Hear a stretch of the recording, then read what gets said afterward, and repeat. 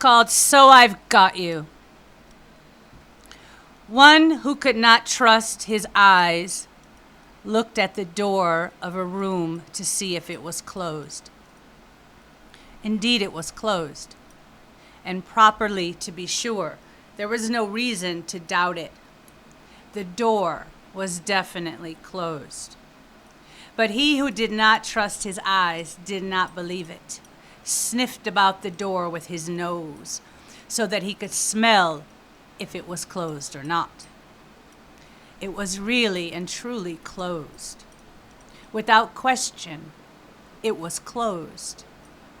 It was by no means open. By all means, it was closed. Undoubtedly, the door was closed. Doubt was in no way to be feared. He who did not trust his eyes, however, doubted strongly that the door was actually closed. Although he clearly saw how tightly it was shut. It was as tightly shut as those doors which cannot, on the whole, be shut any tighter. But he who did not trust his eyes was still a long way from being convinced of that. He stared hard at the door and asked it if it was closed. Door, tell me, are you closed? He asked. But the door gave no answer. It was anyway not at all necessary that it answered, since it was closed. The door was perfectly in order, but he who did not trust his eyes did not trust the door, did not believe that in order, continued, that it was in order, continued to doubt that it was in order. Are you really shut, or are you not shut? He asked again. But of course, the door anew gave no answer. Can one demand of a door that it give an answer? Again, the door was looked at suspiciously to find out if it was truly closed. At last he comprehended that it was closed. At last he was convinced of it. Thereupon he laughed loudly, was very happy that he could laugh, and said to the door, So I've got you. And with his fine expression, he was satisfied and went to his daily work. Is not such a person a fool? Certainly. But he was just one who doubted everything. Once he wrote a letter.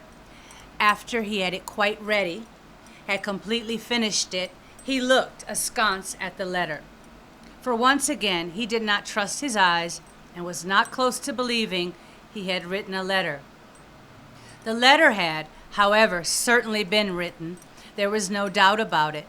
But, as with the door, he who did not trust his eyes sniffed about the letter with his nose, was the height of suspicion, and wondered if the letter was really written now or not. Without doubt, it was written. It was definitely written. But he who did not trust his eyes was in no way convinced of it. Rather, he smelled, as I said, cautiously and carefully around the letter and asked in a loud cry, Letter, tell me, are you written or not? The letter naturally did not give the slightest answer. Since when can letters give speeches and answers? The letter was perfectly in order, quite ready, readable, and nicely written, word by word, sentence by sentence. Splendid and proper stood the letters, periods, commas, semicolons, question marks, exclamation points, and the delicate quotation marks, all in place. Not a dot on was an I, not a dot on an I was missing in the great work. He, however, who had written the masterpiece of a letter, and unfortunately did not trust his eyes, was in no way convinced of all that. Rather asked anew, Are you in order, letter? It gave, however, no answer again. naturally, for that it was again looked askance at and considered obliquely. At last the dumb person knew he had really and truly written the letter, and for that reason laughed joyfully and loudly, was happy like a small child, rubbed his hands full of pleasure, folded the letter together, stuck it exultantly in a suitable envelope, and said, "So, I've got you," about which fine expression he was uncommonly delighted. Thereupon he went to his daily work. Is not such a person a fool? Indeed, but he was just one who believed in nothing, one who did not come out from sorrows, distress, and doubt, one who, as I said, doubted everything. One other time, he wanted to drink a glass of red wine, which was before him, but he wouldn't dare do it, because again, he did not trust his eyes. No doubt, there was the glass of wine. Without doubt, the glass of wine stood there in every respect, and the question, if it stood there or did not stand there, was thoroughly absurd and silly.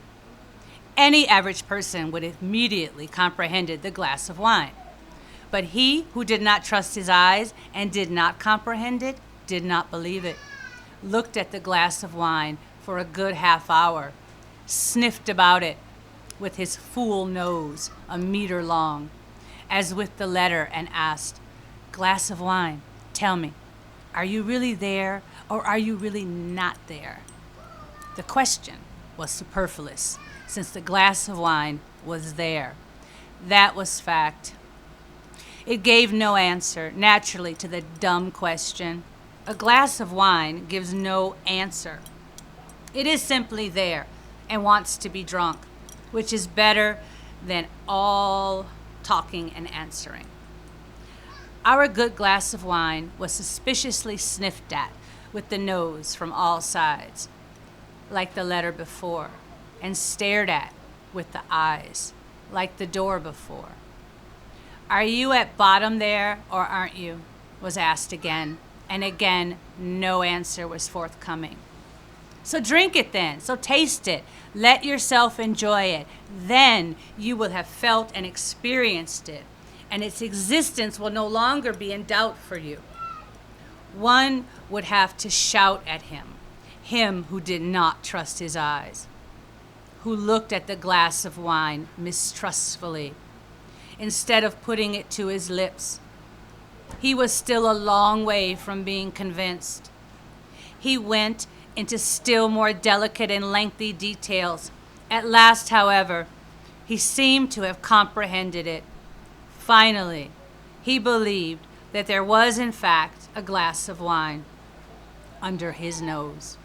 "So, I've got you," he said, laughed loudly like a child, rubbed his hands again in pleasure, smacked his tongue, gave himself a sound slap on the head out of purely foolish and immense joy, took the glass of wine carefully into his hands and drank it up, was satisfied at that, and thereupon went to his daily work. Is not such a person an arrant fool?